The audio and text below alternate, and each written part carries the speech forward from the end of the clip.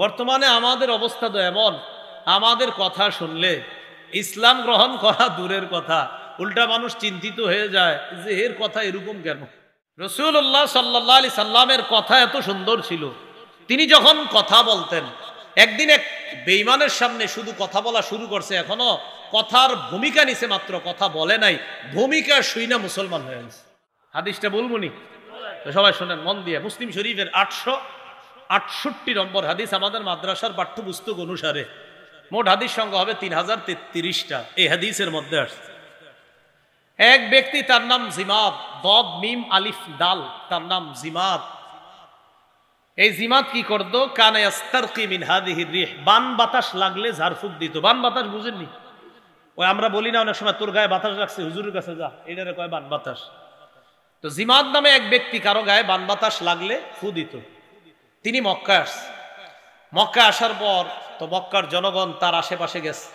যাওয়ার পর কয়, জিমাদ আপনি তো বান বাতাস লাগলে ফু দেন, আপনারে গুরুত্বপূর্ণ একটা ব্যক্তির ব্যাপারে বলবো, ওই ব্যক্তির সমস্যাটা বেশি মারাত্মক, তো তারে যদি আপনি দেখেন তারে একটু ফু দিবেন।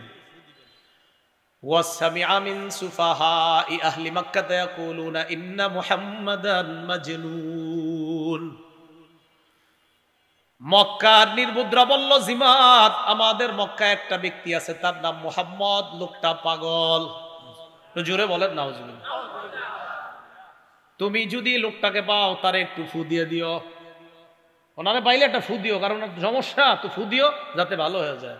জিমাদ কি কয়? লাউ রাআইতু হাদার রাজুল লাআল্লাল্লাহা ইয়াশফিহি আলা ইয়াদাইয়া।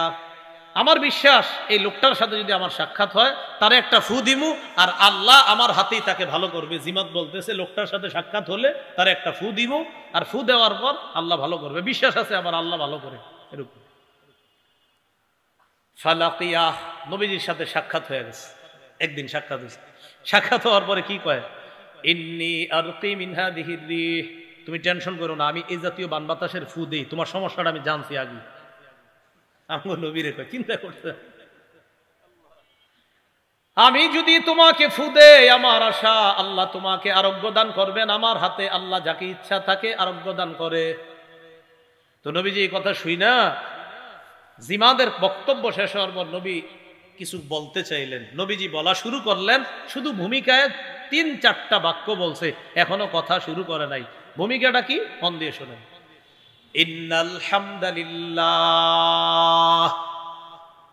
সমস্ত প্রশংসা আল্লাহর, সুবহানাল্লাহ, এটা বলেন। নাহমাদুহু ওয়া নাস্তাঈনুহু, বক্তারা শুরু করে কেমনে?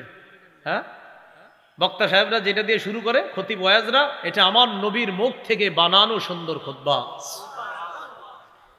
নবীজি বললেন নাহমাদুহু ওয়া নাস্তাঈনু, আমরা আল্লাহর প্রশংসা করি, আল্লাহর কাছে আমরা ক্ষমা প্রার্থনা করি। এই জায়গায় এতটুকু আছে। এরপরে ডাইরেক্ট মাইয়াহদিহিল্লাহু ফালা মুদিল্লা লাহ, আল্লাহ যাকে হেদায়েত দেয় তাকে কেউ পথভ্রষ্ট করতে পারে না। ওয়া মাইয়ুদলিলহু ফালা হাদিয়া লাহ, আল্লাহ যাকে পথভ্রষ্ট করে তাকে কেউ হেদায়েত দিতে পারে না। ওয়া আশহাদু আল্লা ইলাহা ইল্লাল্লাহু ওয়াহদাহু লা শারীকা লাহ, আমি সাক্ষ্য দিচ্ছি আল্লাহ ছাড়া কোনো ইলাহ নাই। ওয়া আশহাদু আন্না মুহাম্মাদান আবদুহু ওয়া রাসূলুহু, আমি সাক্ষ্য দিচ্ছি মুহাম্মদ সাল্লাল্লাহু আলাইহি সাল্লাম আল্লাহর বান্দা এবং শেষ রাসূল। জোরে বলেন শেষ রাসূল বলেন। এখন থেকে সবাই এমনি বলবেন, বলবেন শেষ রাসূল। কি বলবেন? এটা স্লোগান আরো বাড়াইতে হবে। এটা কি রাসূল? এটা দিয়ে ধোকা দেয় একদল আমাদের। তাদের অফিসের সামনে লেখা লা ইলাহা ইল্লাল্লাহু মুহাম্মাদুর রাসূলুল্লাহ। তো জিজ্ঞাসা করবেন, ভাই এই কালিমা যে লিখে রাখছেন অর্থ কি? তো বলবে আল্লাহ ছাড়া কোনো ইলাহ নাই, মুহাম্মদ সাল্লাল্লাহু আলাইহি সাল্লাম আল্লাহ রাসূল। আরে ঘটনা কি? তারা তো নবীরে নবীও মানে। আচ্ছা, আমাদের দেশে উলামায়ে কেরাম কাফের বলে কেন তাদেরকে? নবীরে নবীও মানে, আবার বলতেছে আল্লাহ ছাড়া কোনো ইলাহ নাই। এরপর জিজ্ঞাসা করবেন নবীরে নবী মানেন? বলবে হ্যাঁ। বলবেন শেষ নবী মানেননি? বলবে ব্যাখ্যা। আমাদের নবীকে নবী মানে, শেষ নবী মানে না। তাই সূরা আহজাবের 40 নম্বর আয়াত অস্বীকার করার কারণে তারা কাফের। শেষ নবী মানে না। সূরা আহজাবের 40 নম্বর আয়াত, ওয়ালাকির রাসূলুল্লাহ ওয়া খাতামান নাবিয়্যিন, মুহাম্মদ সাল্লাল্লাহু আলাইহি সাল্লাম আল্লাহর রাসূল এবং শেষ নবী। এই খাতামান নাবিয়্যিন আয়াতের ব্যাখ্যা ইমাম গাযালি বলেন, মুহাম্মদ সাল্লাল্লাহু আলাইহি সাল্লামের পরে আর কোনো নবী নাই। এই আয়াতে ব্যাখ্যার কোনো সুযোগ নাই। এই আয়াতে কি নাই? ব্যাখ্যার কোনো সহিহ বুখারীর বর্ণনা 3535 নম্বর হাদিসের বর্ণনা। রাসূলুল্লাহ সাল্লাল্লাহু আলাইহি সাল্লাম বলেন, জিমাদের কথাটা ভুলে যায় না, ওই যে ঝাড়ফুঁক করতে আসছে এ রাইখেন, ওখানে আসতেছি আবার আমরা। قال رسول الله صلى الله عليه وسلم إن مثلي ومثل الأنبياء من قبلي كمثل رجل بنى بيتا فأحسنه وأجمله إلا موضع لبنة في زاوية। রাসূলুল্লাহ সাল্লাল্লাহু আলাইহি সাল্লাম বলেন, আমার আর আমার পূর্ববর্তী নবীদের দৃষ্টান্ত হলো এমন এক ব্যক্তির মতো যে একটা ঘর বানিয়েছে, ঘরটা সুন্দর মতো সাজিয়েছে, ঘরের কোনায় একটা জায়গা আছে, এই জায়গায় ইট লাগায় নাই, ঘর সাজানো শেষ, একটা ইটের জায়গা ফাঁকা আছে। ঘর কি সমাপ্ত না অসমাপ্ত? ফাজাআলান নাসু ইয়াতুফুনা বিহি ওয়া ইয়াজাবুনা লাহু ওয়া ইয়াকুলুনা হাল্লা উদিয়াত হাদিহিল লাবিনা। সবাই ঘরটাকে দেখতে যায়, ঘরের চারপাশে ঘুরে সবাই আশ্চর্য হয়, এত সুন্দর একটা ঘর। কিন্তু এর চেয়ে বেশি আশ্চর্য হয়, ওলামা হযরতরা বলা দরকার নাই, আপনারাই বলেন কেন বেশি আশ্চর্য হয়? হ্যাঁ, ইটটা কেন লাগায়নি? যে এত সুন্দর একটা ঘর, ইটটা কেন লাগানো হলো না? তো সবাই বলা বলি করতে লাগে, হাল্লা উদিআত হাদিহিল লাবিনা, আচ্ছা এই ইটটা কেন লাগানো হলো না? নবীজি বলেন, আনা তিলকাল লাবিনা, শোনো তোমরা, আমি হলাম সেই ইট, আমার মাধ্যমে এই ইটের জায়গা আল্লাহ পূর্ণ করে এই ঘরের সৌন্দর্যের সমাপ্ত আল্লাহ করে দিয়েছে।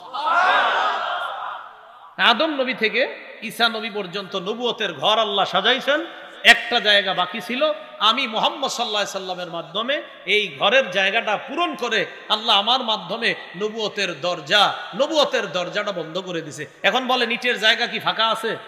তো এতজন নবী দাবি করছে, এগরে কই রাখবেন? 19 জন দাবি করছে এই পর্যন্ত, এর মধ্যে মহামান্য 2 জন মহিলা আছে। মহিলা মহামান্য 2 জন কি আছে? আশ্চর্যের বিপদ, মানে মহিলা আমি নবী, এটা কোনো কথা?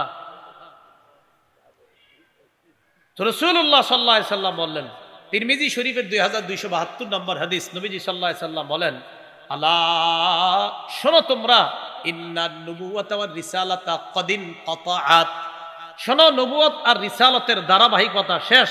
ফালা রাসূলা বাদি ওয়ালা নাবিয়্যা, আমার পরে আর কোনো রাসূল নাই, আমার পরে আর কোনো নবী নাই।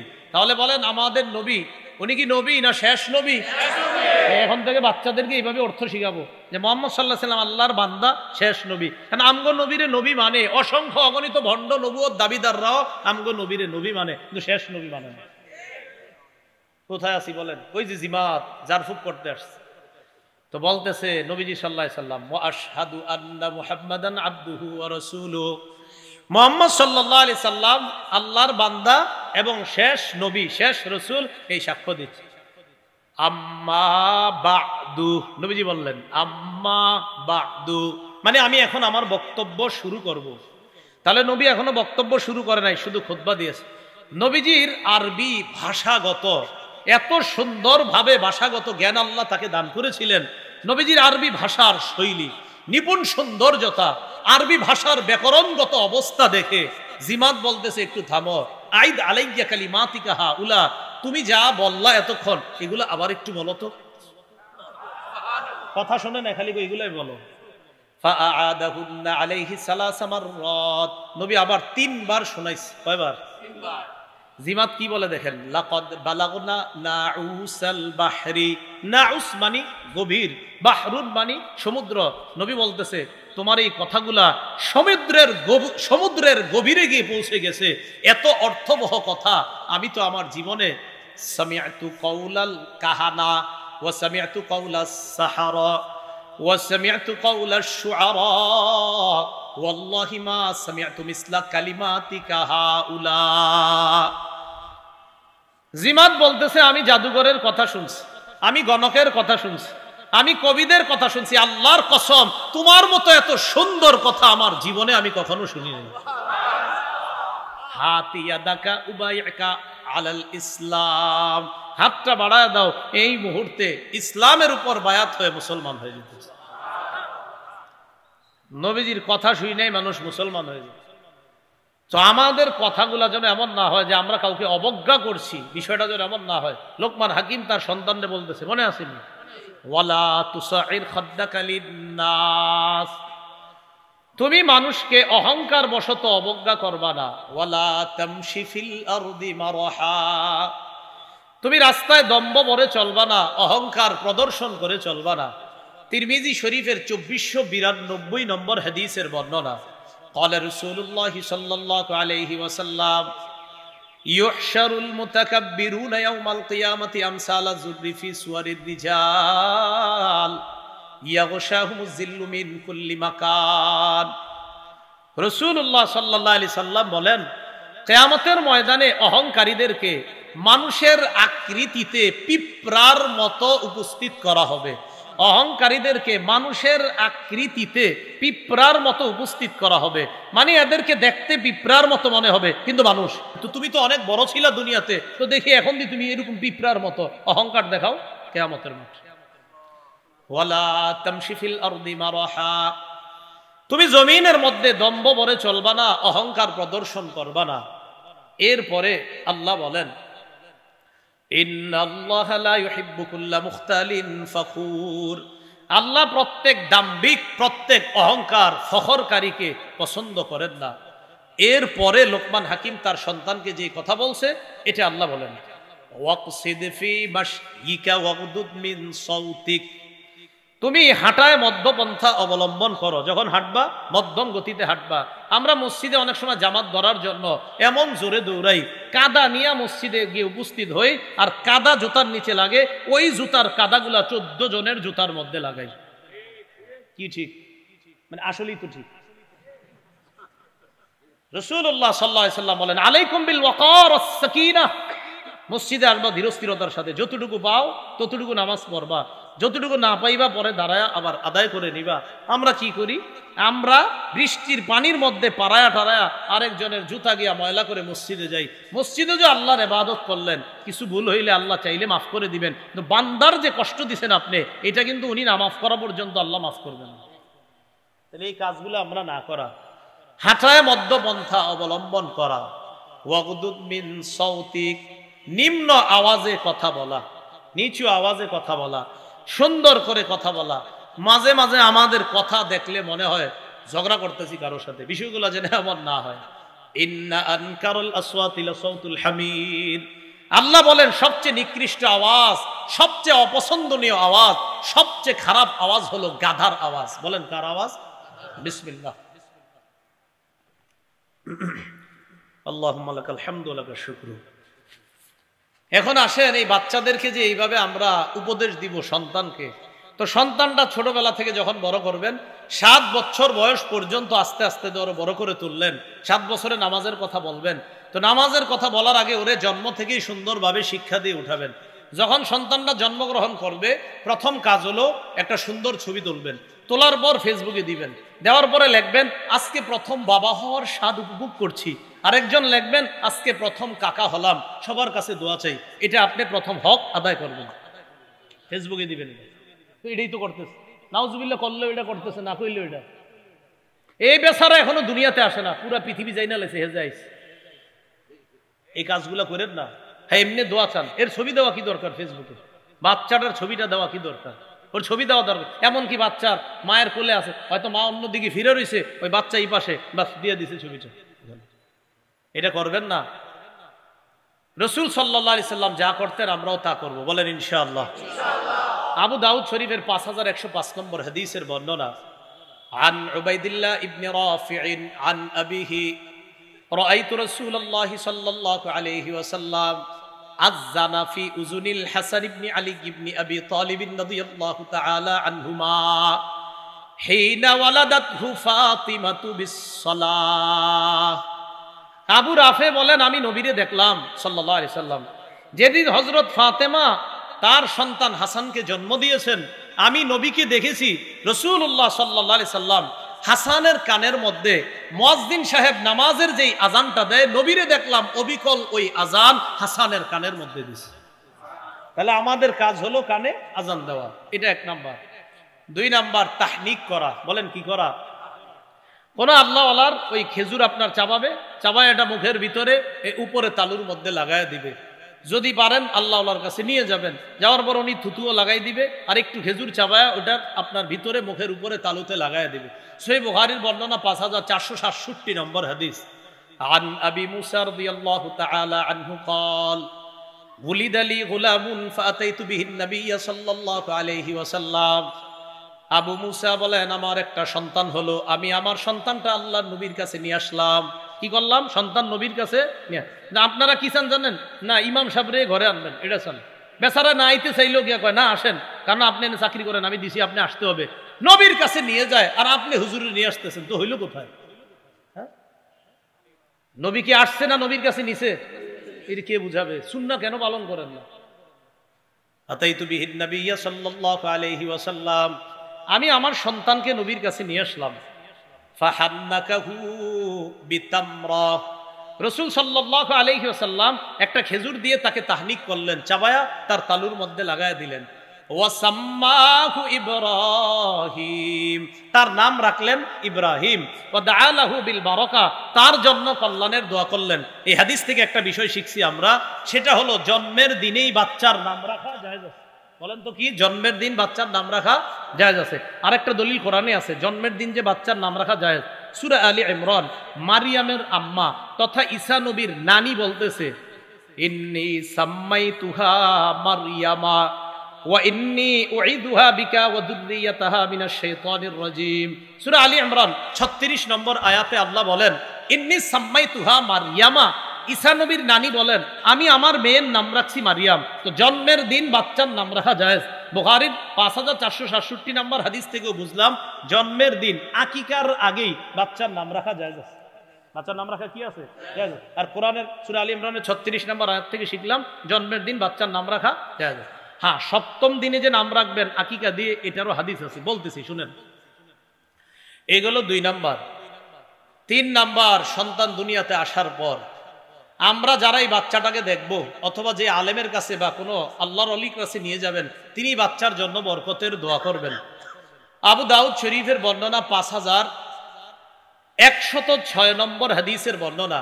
এই হাদিসের মধ্যে আসছে আন আয়েশা সিদ্দিকাহ রাদিয়াল্লাহু তাআলা আনহা কানা রাসূলুল্লাহ সাল্লাল্লাহু আলাইহি ওয়াসাল্লাম ইউতা বিসসিবিয়ান। আম্মা জান আয়েশা সিদ্দিকা বলেন রাসূলুল্লাহ সাল্লাল্লাহু আলাইহি সাল্লামের কাছে ছোট ছোট বাচ্চাদেরকে আনা হতো। ফায়াদউ লাহুম বিল বারাকা, নবী তাদের জন্য কল্যাণের দোয়া করতেন, ওই বাচ্চাদের জন্য বরকতের দোয়া করতেন।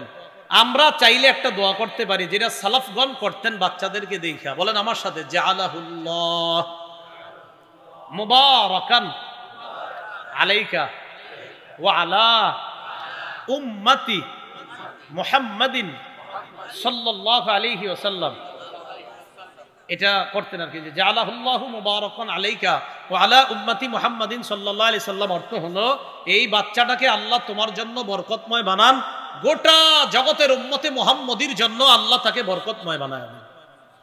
এত বড়টা যদি না পারেন, সংক্ষেপে একটা কইবেন কি, আল্লাহুম্মা বারিক। কি বলবেন বলেন তো? আল্লাহুম্মা বারিক লাহু, আল্লাহ আপনি তার মধ্যে বরকত দিয়ে দেন। এটাও যদি না পারেন, খালি দূর করতে পারবেন তো, আল্লাহ এই ছেলেটারে এই মেয়েটারে আপনি বরকতময় বানায় দেন। পারবেন তো দুটুকু কইতে? যেমন আপনারা অনেকে নিয়ত করা নিয়ে টেনশনে পড়েন নামাজের, যে হুজুর এশার নামাজে আইলে আমার মাঝে মাঝে মনে হয় আমি কি মাগরিব পড়িনি। এই টেনশনে যারা পড়বেন তখন নিয়ত করবেন এই হুজুরে যেই নামাজ পড়ায় আমিও সেই নামাজ পড়তেছি, খালাস। বুঝেন নাই? মানে এই ইমাম সাহেব যেই নামাজ পড়াবে আমি ওই নামাজ পড়তেছি, তাহলে আর সমস্যা নেই। যদি নিয়তে দেখেন যে সমস্যা মনে হয়, খালি অশ্বাসা আসে ভিতরে যে আমি কি মাগরিব পড়ি না এশা পড়ি, এরকম অশ্বাসা হয়, তখন শয়তানরা কইবেন দাঁড়া তুই আমার ঝামেলা করস, তুই এমনটা ঘুমো, আমার ঝামেলা হবে নাকি। এই ইমাম সাহেব যে নামাজ পড়ে আমি ওইটা পড়তেছি, আল্লাহু আকবার, খালাস, তার সমস্যা হবে না। ইমাম সাহেব যদি মাগরিব পড়ে আপনিও মাগরিব, উনি যদি এশা পড়ে আপনিও এশা। আল্লাহ বুঝার তৌফিক দান করেন। 4 নাম্বার, বাচ্চা যদি কান্নাকাটি করে ওর কান্নাকাটিকে গুরুত্ব দেওয়া। বাচ্চা কান্নাকাটি করলে তার কান্নাকাটি গুরুত্ব। মা নামাজে দাঁড়াইছে, অদ্দোহা সূরা নিস 3 আয়াত 4 আয়াত পড়ার পরে বাচ্চা কান্না শুরু করছে, এই ক্ষেত্রে মায়ের উচিত হলো সংক্ষিপ্ত ভাবে 3 আয়াত 4 আয়াত পরে রুকু দিবে, বাস আবার আপনার সংক্ষিপ্ত কেরাত নিয়ে রুকু সেজদা করে সালাম ফিরাবে, বাচ্চাকে নিবে। সহিহ বুখারীর বর্ণনা 868 নম্বর হাদিসের বর্ণনা, দুই পাশে 2টা 8, মাঝখানে একটা 6, সহজে যদি মনে রাখেন। রাসূলুল্লাহ সাল্লাল্লাহু আলাইহি ওয়াসাল্লাম বলেন, ইন্নী লা আকুমু ইলাস সালাহ, আমি নামাজে দাঁড়াই। তো নামাজে যখন দাঁড়াই, ওয়া আনা উরিদু আন উতাওবিলা ফিহা, আমার মন চায় লম্বা কেরাত করি নামাজে। তো ওই যুগে নারীরাও পিছনে জামাতে আসতো, এটা আবার এই যুগে করেন না কিন্তু। আম্মা জানি মাসালা ওই যুগে হল করে দিছে, এটা আর করা যাবে না, বহুত মুশকিল, সব ভাঙ্গা দিতে হবে। না করলে হুজুর আপনি তো গেছেন, এই জন্য আমরা সব মসজিদে, এই এক ঝামেলা। তো রাসূলুল্লাহ সাল্লাল্লাহু আলাইহি সাল্লামের যুগে নারীরা আসতেন। তো নবীজি সাল্লাল্লাহু আলাইহি সাল্লাম বলেন, আমি নামাজে যখন দাঁড়াই মাঝে মাঝে মন চায় লম্বা কেরাত নেই, ফাসমাউ বুকা আস-সাবী, ইতিমধ্যে শিশুর কান্না শুনি। তো যখন আমি শিশুর কান্না শুনি, আতাজাওয়াজু ফি সালাতি খাশিয়াতা অথবা কারাহিয়াতা আন আশুক্কা আলা উম্মিহি, আমি তখন মা কষ্ট পাবে আর শিশু কষ্ট পাবে এই চিন্তায় ওই মা আর শিশুর দিকে তাকায়া আমি নামাজ সংক্ষিপ্ত করে সালাম ফিরে আসি।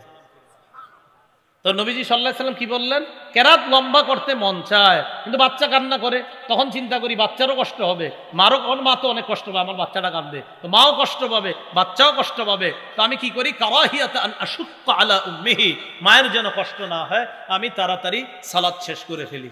এ হলো 4 নাম্বার, শিশুর কান্নাকে গুরুত্ব দেওয়া। 5 নাম্বার, আকিকা করা। বলেন কি করা? বাইহাকির হাদিস 19760 নম্বর হাদিস। এই হাদিসের বর্ণনাকারী আবু হুরায়রা রাদিয়াল্লাহু তাআলা আন, তিনি বলেন, ক্বালা রাসূলুল্লাহ সাল্লাল্লাহু আলাইহি ওয়াসাল্লাম, ইন্নাল ইয়াহুদা তাউক্কু আনিল গুলাম ওয়া লা তাউক্কু আনিল জারিয়া। রাসূলুল্লাহ সাল্লাল্লাহু আলাইহি সাল্লাম বলেন, ইয়াহুদিরা শুধু ছেলের আকিকা করত, মেয়ের আকিকা করত না। আমি নবী তোমাদেরকে বলছি, ফাউক্কু আনিল গুলামি শাতাইন, তোমরা ছেলের পক্ষ থেকে 2টি পশু আকিকা করবা, ওয়া আনিল জারিয়াতি শাতা, মেয়ের পক্ষ থেকে 1টি আকিকা করবা। তাহলে নবীজি বলেন ইয়াহুদিরা শুধু ছেলের আকিকা করত, মেয়ের আকিকা করত না। আমি নবী তোমাদেরকে বলছি ছেলের পক্ষ থেকে 2টি পশু আকিকা করবা, মেয়ের পক্ষ থেকে 1টি পশু আকিকা করবা। আকিকা কততম দিনে করবেন? 7ম দিনে। নাসাই শরীফের বর্ণনা 4220 নম্বর হাদিস। এই হাদিসের বর্ণনাকারী সাহাবীর নাম সামুরা ইবনে জুনদুব রাদিয়াল্লাহু তাআলা আন, তিনি বলেন, ক্বালা রাসূলুল্লাহ সাল্লাল্লাহু আলাইহি ওয়াসাল্লাম, কুল্লু গুলামিন রহিনুন বিআকিকাতিহি, সমস্ত নবজাতক তার আকিকার সাথে আবদ্ধ থাকে। তুজবাহু আনহু ইয়াউমা সাবিহি, 7ম দিনে তার পক্ষ থেকে পশু জবাই করা হবে। ওয়া ইউহলাকু রাসুহু, তার মাথা মুন্ডন করা হবে। ওয়া ইউসাম্মা, তার নাম রাখা হবে। এই যে ওই যে আগে একটা কথা বলছি, জন্মের দিনও নাম রাখা যাবে, আবার আকিকার দিনেও নাম রাখা যাবে, যেটা নাসাইর বর্ণনা থেকে আমরা পেয়ে গেলাম। এজন্য আগে ক্লিয়ার করে নিছি বিষয়টা আপনাদের কাছে। তো নাসাই থেকে পাইলাম 7ম দিনে আকিকা করা, চুল মুন্ডন করা, তার নাম রাখা। এবার শোনেন, আকিকা যখন করবেন 7ম দিনে, আকিকা করার পর আর ওই যে আকিকা করবেন আর চুলটা মুন্ডন করবেন, এই চুল মুন্ডন করে স্বর্ণকারের দোকানে যাবেন। যাওয়ার পর ওই যে ছোট্ট ছোট্ট পাল্লা, এক পাল্লাতে ওই 7ম দিনে যতগুলা চুল হয়েছে এই চুলগুলা রাখবেন, আরেক পাল্লায় রূপা রাখবেন। এই চুল পরিমাণ রূপা আপনি সদকা করে দিবেন, অথবা রূপার সমপরিমাণ অর্থ আপনি সদকা করে দিবেন। তিরমিজি শরীফের 1519 নম্বর হাদিস, আলী রাদিয়াল্লাহু তাআলা আনহুর বর্ণনা। হযরত আলী বলেন, রাসূলুল্লাহ সাল্লাল্লাহু আলাইহি সাল্লাম ফাতেমা রাদিয়াল্লাহু তাআলা আনহাকে বললেন, ফাতেমা ইহলিকি রাসাক, না থাক লাগবে না, ইহলিকি রাসা, ফাতেমা হাসানের মাথা মুন্ডন করে দাও। ওয়া তাসাদদাকি বিজিনাতি শারিহি ফিদ্দাতা, হাসানের চুল পরিমাণ রূপা সদকা করে দিবা। হযরত আলী বলেন, ফাওয়াজানতুহু ফাকানা ওয়াজনুহু দিরহামান আও বা'দা দিরহাম। হযরত আলী বলেন, হাসানের 7 দিনের চুল আমি ওজন করলাম, ওজন করে দেখি 1 দেরহাম অথবা 1 দেরহামের কাছাকাছি ওজন হয়েছে। এই ভুলটা আপনারা করেন না। সর্বোচ্চ 1000 টাকা বা 1500 টাকা হতে পারে। এখন রূপার দাম এই মুহূর্তে আমার জানা নাই, কম বেশি আপনার বেশি হবে না, 800, 1000 বা 1200 বা 1500 হতে পারে। এটা করবেন আপনারা। এবার আরেকটা কথা, মাথা যখন মুন্ডন করবেন, এই মাথা মুন্ডন করার সময় এক পাশে চুল কামাইয়া এক পাশে চুল মুন্ডন করে আরেক পাশে খালি রেখেন না, এটা নিষেধ আছে। বলেন আমার সাথে সবাই, কাজা বলেন, আবার বলেন কাজা, কফ জা আইন বানানটা কাজা বলেন। কাজা করা নিষেধ, সবাই বলেন কাজা করা নিষেধ। কাজা করা কি নিষেধ। এবার কাজা কাকে বলে বলছি। তিরমিজি শরীফের 3637, ভুল হয়েছে আমার, তিরমিজি না, ইবনে মাজার 3637 নম্বর হাদিস, মানে 3637, 3637। এই হাদিসের মধ্যে আসছে, আন আব্দুল্লাহ ইবনে উমর রাদিয়াল্লাহু তাআলা আনহুমা নাহা রাসূলুল্লাহ সাল্লাল্লাহু আলাইহি ওয়াসাল্লাম আনিল কাজা, রাসূলুল্লাহ সাল্লাল্লাহু আলাইহি সাল্লাম কাজা করতে নিষেধ করেছেন। আব্দুল্লাহ ইবনে ওমরের ছাত্র বললেন, মাল কাজা, আচ্ছা হুজুর কাজা কি জিনিস? ইবনে ওমর জবাব দিলেন, আইয়ুহলাকা মিন রাসিস সাবিয়্যি মাকান, শিশুর মাথার এক অংশ মুন্ডন করা, ওয়ায়ুতরাকা মাকান, আরেক অংশ মুন্ডন না করা, এটাকে বলা হয় কজা। এক অংশ কামানো, আরেক অংশ না কামানো, জোরে বলেন এটাকে কি বলা হয়? এটাকে কজা বলা হয়। এখন তো শিশু না, বর্তমানে বিভিন্ন খেলোয়াড়ের সাথে মিল রেখা আমাদের বাংলাদেশেরও 25 বছরের শিশুরাও মাথায় কজা করে। কয় বছরের শিশু? 25, 22, আপনার 30 বছরের শিশুরাও ওই মাথা, ও শিশু না, না আরে যাই, শিশু না হইলে এটা করে কার? তো 25 বছর 30 বছর এই শিশুরা পর্যন্ত কজা করে, এক পাশে চুল রাখে, আরেক পাশে চুল কামায়া ফেলে। এটা লজ্জা শরমের ব্যাপার। আচ্ছা মনে করেন হাদিসটা আমি কইলাম না, আপনি একটু আয়নার সামনে দাঁড়ায় দেখেন না, আপনি দেখা যায় কিরকম, একটু দেখেন এটা কেমন। এটা বললেন না, আপনারা দেখা যায় কেমন মিয়া? আপনার যদি রুচি থাকে তো এরকম করার কথা না। কি থাকলে নবীর যুগে এক শিশুর মাথায় নবীজি এরকম দেখে ফেলছে, এক শিশুরে দেখে আর মাথা এরকম কজা করা, মাথা কি করা? কজা করা। সর্বনাশ, মাথা কজা করা কেন? আবু দাউদ শরীফের বর্ণনা 4195 নম্বর হাদিস। এই হাদিসের মধ্যে আসছে, এটাও আব্দুল্লাহ ইবনে ওমরের বর্ণনা, আন্না রাসূলুল্লাহ সাল্লাল্লাহু আলাইহি ওয়াসাল্লাম রাআ সাবিয়্যা, রাসূলুল্লাহ সাল্লাল্লাহু আলাইহি সাল্লাম একটা শিশুকে দেখলেন, কদ হুলিকা বা'দু শা'রিহি, তার মাথার অর্ধেক চুল মুন্ডন করা হয়েছে, ওয়া তুরিকা বা'দুহু, আর কিছু অংশ ছেড়ে দেওয়া হয়েছে। তাহলে কিছু অংশ মুন্ডন করা হয়েছে, কিছু অংশ ছেড়ে দেওয়া হয়েছে। নবীজি তার আত্মীয় স্বজন পরিবারকে ডেকে দিয়ে আসো, এগুলো কি করছো? এরপর নবী বললেন, ইহলিকুহু কুল্লাহ আও ইতরুকুহু কুল্লাহ, যদি মন চায় তাহলে পুরা মাথা মুন্ডন করবা, আর যদি মন না চায় পুরা মাথার চুলগুলা রাইখা দিবা, কিছু মুন্ডন করবা আর কিছু রাইখা দিবা, এমনটা যেন না হয়। তো নবীর যুগেও এক শিশুরে এটা করতে দেখা আল্লাহ রসুল নিষেধ করলেন। আল্লাহ আমাদের সকলকে এই জাতীয় অপরাধ থেকে বাঁচার তৌফিক দান করেন। রাসূলুল্লাহ সাল্লাল্লাহু আলাইহি সাল্লাম নিজ জিম্মায় বাচ্চাদের চুল মুন্ডন করেছে, এটাও আছে হাদিসের মধ্যে। আবু দাউদ শরীফের 4192 নম্বর হাদিস। এই হাদিসের বর্ণনাকারী আব্দুল্লাহ ইবনে জাফর, আব্দুল্লাহ ইবনে জাফর সম্পর্কে রাসূল সাল্লাল্লাহু আলাইহি সাল্লামের ভাতিজা হয়। হযরত জাফর হলেন নবীজি সাল্লাল্লাহু আলাইহি সাল্লামের চাচাতো ভাই, আবু তালেবের ছেলে। তো চাচাতো ভাইয়ের ছেলে কি হবে সম্পর্কে? ভাতিজা। তো আব্দুল্লাহ ইবনে জাফর জাফর রাদিয়াল্লাহু তাআলা মুতার যুদ্ধে মারা গেছে। عن عبد الله بن جعفر رضي الله تعالى عنه أن رسول الله صلى الله عليه وسلم أمهل آل جعفر ثلاثة।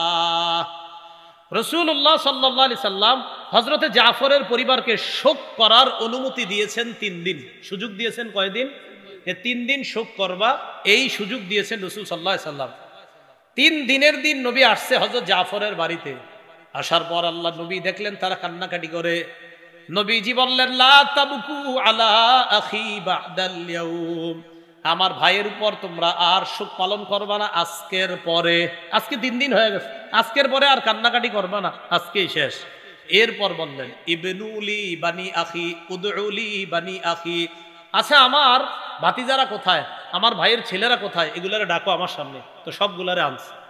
আনার পর নবীজি একজন নাপিতকে ডাকলেন, ডাকার পর আমারহু, তাকে আদেশ করলেন, ওয়া হালাকা রুউসানা।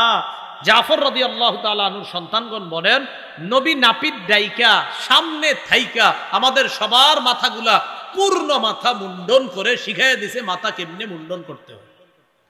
তাহলে বলেন তো অর্ধেক রাখা, ওলামাগণ বলবেন না অন্যরা বলবেন অর্ধেক রাখা অর্ধেক ছাড়া, এটারে কি বলে? কজা। বলেন কি বলে? এটা করা যাবে না। আল্লাহ আমাদেরকে হেফাজত করেন। আকিকা করতে গিয়ে কুসংস্কার করা যাবে না। বলেন সবাই, কি করা যাবে না? আকিকা করতে গিয়ে কুসংস্কার করা যাবে না। আল্লাহ আমাদেরকে হেফাজত করেন। আবু দাউদ শরীফের বর্ণনা 4949 নম্বর হাদিস। 4949 কেমনে? এখন তো 4949 4949 4949 এগুলো মাঝে মাঝে বলি, কিন্তু আপনারা যদি একটু মুখস্থ করতে পারেন আর আমাদের মাদ্রাসার ছাত্রবাড়িরা যাতে একটু হাদিস শিখার প্রতি উৎসাহিত হয়, বিশ্বাস করেন এটাই আমার উদ্দেশ্য। এই হাদিসের মধ্যে আসছে, বুরাইদা রাদিয়াল্লাহু তাআলা আনহু বলেন, কুন্না ফিল জাহিলিয়া, মূর্খতার যুগে, ইদা বুলিদা লানা গুলামুন ইদা বুলিদা লি আহাদিনা গুলাম, আমাদের কারো সন্তান হইলে যাবাহা শাতান, বকরি জবাই করত, ওয়ালা তাখরাসাহু বিদামিহা, ওই বকরির রক্ত তার মাথায় মাইখা দিত। বকরি জবাই করত, বকরি আকিকার বকরি জবাই করত, ওই বকরির রক্ত নবজাতকের মাথার মধ্যে মাইখা দিত। ফালাম্মা জা আল্লাহু বিল ইসলাম, আল্লাহ যখন ইসলাম নিয়ে আসলো, আমরা এখন কি করি? এখন আমরা বকরি জবাই করি, করার পর নালতাহুহু বিজাফরান, আমরা এখন বাচ্চার মাথায় আর বকরির রক্ত লাগাই না, এখন তার মাথায় জাফরান মাইখা দিই। কি মাইখা দিই? জাফরান। তাহলে জাফরান মাখা যায়, এটার অনুমতি পাওয়া গেল। কিন্তু আমরা কি করি? ওই বাচ্চার আকিকার দিন সবাই কি জানি এইভাবে ছাড়ে, এইভাবে আপনার উপরে আপনার উঠতে থাকে, সবার শরীরে এসে পড়ে, কেমন উল্টা পাল্টা একটা আনন্দ উল্লাস চলে। এরপরে যখন প্রথম জন্মদিন হয় ওই দিনে এগুলা করা হয়, এগুলা ঠিক না, কিন্তু আসলে এগুলা অন্যায়। আল্লাহ আমগরে হেফাজত করেন। খ্রিস্টানরা কি করে জানেননি? এরা যদি কেউ খ্রিস্টান হয়, নতুন করে তাকে রঙের পানিতে গোসল করায়, এটা জানেন আপনারা? কিসের পানিতে গোসল করায়? রঙের। এটারে কি বলা হয় বলেন তো, কেউ একজন পারবেন? সামনে থেকে বলেন। হ্যাঁ, বাপটাইজ। হ্যাঁ, ব্যাপটিজম, ঠিক আছে, বাপটাইজ বা ব্যাপটিজম, ঠিক আছে, সুন্দর কথা। এটাকে আরবিতে বলা হয় ইসবাম, আর তাদের বলা হয় বাপটাইজ বা ব্যাপটিজম, সঠিক কথা।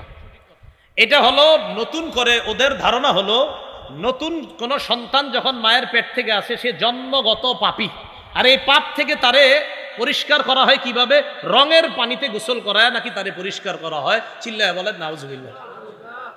আল্লাহ আমগরে শিখিয়ে দিতে, নবী এদেরকে জবাব দিয়ে দেন। সূরা আলী ইমরান না সূরা বাকারা 138 নম্বর আয়াত, আল্লাহ বলেন সিবগাতাল্লাহ ওমান আহসানু মিনাল্লাহি সিবগা। নবী আপনি বলেন যে আমরা মুসলমানরা আল্লাহর রঙে রঙিন হয়েছি। আল্লাহর রঙের চাইতে উত্তম রং কি? আল্লাহর রং দ্বারা উদ্দেশ্য তাওহীদ। বলেন আল্লাহর রং দ্বারা উদ্দেশ্য তাওহীদ।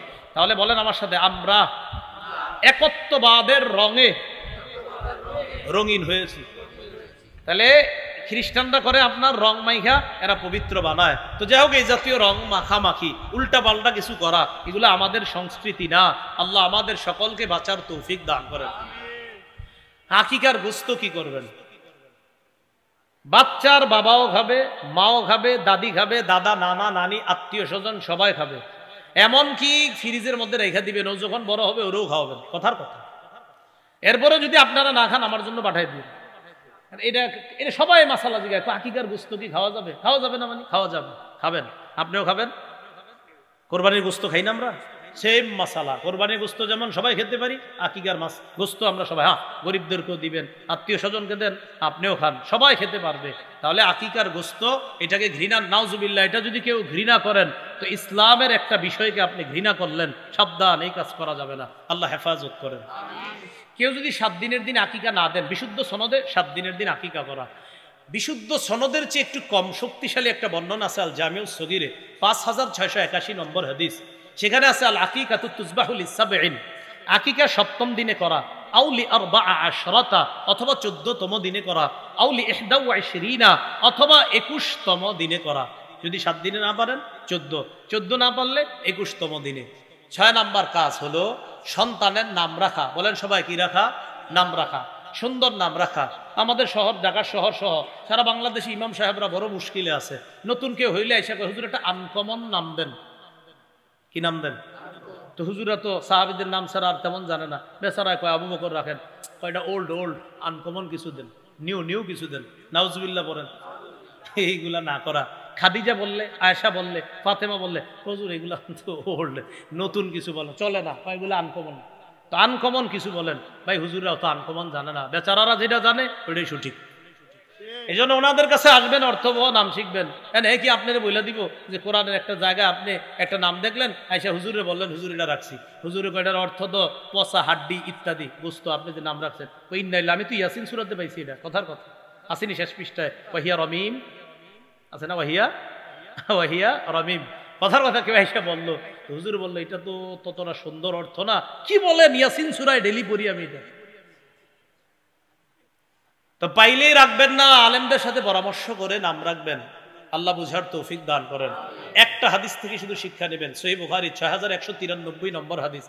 সাঈদ ইবনুল মুসাইয়াবের নাম শুনছেন, ওলামা হযরতরা শুনছেন, ছাত্ররা শুনছেন। তার দাদার নাম হাজনুন। কি নাম? হাজনুন মানে দুঃখ। হাজনুন মানে কি? দুঃখ। তো তার দাদা নবীজির কাছে আসার পরে নবীজি বলেন, মাসমুকা, তোমার নাম কি? তো তিনি বলে, ইসমি হাজনুন, আমার নাম দুঃখ। মানে দুঃখ। নবীজি বলে না না, বাল আনতা সাহলুন, তুমি কি এগুলো নাম রাখছো, তুমি সহজ। সাহলুন, তুমি দুঃখ না, তুমি কষ্ট না, তুমি ভালো, নামটা পরিবর্তন করো। তো সে বলতেছে মা কুনতু মুগায়্য়িরান ইসমান, মা আনা বি মুগায়্য়িরিন ইসমান সাম্মানিহি আবি। আমার বাপ আমার যেই নাম রাখছে এই নাম আমি পরিবর্তন করব না। নাউজুবিল্লাহ পড়ো। নবীজি বলছে পরিবর্তন করো, সে কই করবে না। তো সাঈদ ইবনুল মুসাইয়াব বলেন আমার দাদা নামটা পরিবর্তন না করার কারণে ফামা জালাতিল হুজুনাতু ফিনা বাদু, এরপর আমাদের বংশের মধ্যে সারা জীবন দুঃখ কষ্ট লেগেই ছিল, সারা জীবন দুঃখ কষ্ট লেগেই থাকতো। নবী বলছিলেন নিয়েই নাম পাল্টাও, সে নামটা পাল্টায় নাই। তো এই জন্য নাম জানলেই রাখবেন না, সঠিকভাবে অর্থবহ নাম রাখার চেষ্টা করব। আল্লাহ আমাদের সকলকে ইসলামী পদ্ধতি অনুযায়ী যেন আমাদের সন্তানগুলাকে আমরা আদর্শ সন্তান হিসাবে গড়ে তুলতে পারি, আল্লাহ তৌফিক দান করেন। 6টা বললাম, 64টা অধিকার আমি আমার মিম্বরের আমানতের মধ্যে আনছি। প্রথম খণ্ডে 64টা অধিকার আছে। আগের যেটা ছিল প্রথম খণ্ড, ওইটাতে ছিল 12টা। এই খণ্ডে আসছে, প্রথম খণ্ডে সংস্কার করার পর 64টা। তো কালান্তর প্রকাশনী থেকে একদল নিয়ে আসছে এই কিতাবগুলো আজকে। 64টা অধিকার আমি বলে করি, আপনারা নিবেন, নেওয়ার পরে আপনি আপনার বিবিরে পইরা শোনাইবেন 64টা, দনজন মুখস্থ করে দনজনরে শোনাইবেন। ওই গাড়ির মধ্যে আছে, আপনারা গাড়ির কাজ না ভাইঙ্গা, বলেন সবাই কাজ না ভাইঙ্গা কিতাব যদি পারেন সংগ্রহ করবেন। কাজ কিন্তু ভাইঙ্গেন না, বাংলা আবার ওই যে একটু ভাঙ্গা, কয়েকদিন আগে এক জায়গায় ভাইঙ্গা ফেলছে, কি এক মুশকিলের বিষয়। তো এই জন্য আপনারা কাজ ভাঙবেন না, কাজ না ভাইঙ্গা আপনারা কেউ চাইলে ওদের থেকে সংগ্রহ করতে পারেন। সন্তানের 64টা অধিকার, মিম্বরে আমানত প্রথম খণ্ড, এখানে মনে আছে তো ইজার মধ্যে সন্তানের 64টা অধিকার আছে। নবীর মাথা থেকে পা পর্যন্ত একদম সুন্দর বিস্তারিত বর্ণনা, এটা মা বোনদেরকে দিবেন এবং তারাও যেন অনুযায়ী আমল করে। আর বয়ানগুলো এইভাবে আমি যেমনি বয়ান দিই আপনাদের সামনে, ঠিক লেখাগুলাও ওইভাবে, সংকলন ওইভাবে, যেন আপনারা নিলে ওলামা হযরত যারা আছেন উপকৃত হবেন, খতিব সাহেবরা উপকৃত হবেন, বলার জন্য বলা হয়েছে, বলে দিলাম। আল্লাহ আমাদের সকলকে যে কথাগুলো শুনলাম বললাম আমল করার তৌফিক দান করেন। আমিন ওয়া আখিরু দাওয়ানা আলহামদুলিল্লাহি রাব্বিল আলামিন।